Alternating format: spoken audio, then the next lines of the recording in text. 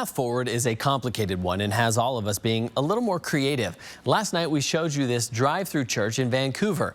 It's all that's allowed under phase 1 of the governor's plan to reopen.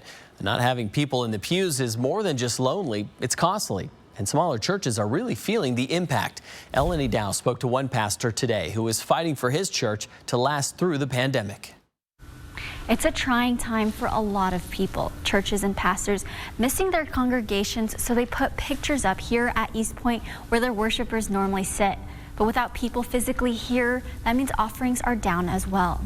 It's the people that make the place. That's what it feels like here for Pastor Kurt Bubna. And the first Sunday, I kind of got choked up, to be honest with you, just looking out saying, oh yeah, that's where so-and-so sits, and that's where my friend over here sits. About 100 to 150 photos of people taped to a chair of where they normally sit. This is what it's looked like for 2 months without any churchgoers here physically. It's also hurt the church's weekly offerings. Financially, the first month was pretty challenging. Second month was better. In March, East Point was down 30% in offerings. The church relies solely on its parishioners and donors. The church is non-denominational, so it has no other organization that can help. We've been surviving and doing as best we can. Under Washington state law, those working in a religious organization are not eligible to receive unemployment benefits.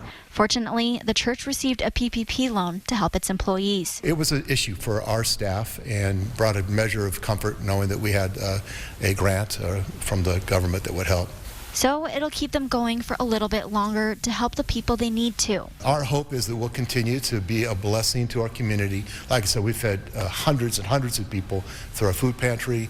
I've never worked so hard all my life. Bubna has signed petitions hoping the governor will allow churches to reopen sooner than what it is right now.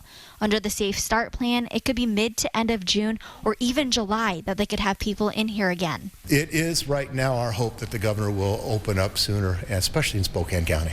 In the meantime, they'll do their services online. It's another verse that expresses how God listens and hears. Until they can fill these seats once again. In Spokane-Valley, Elenee, 4 News Now.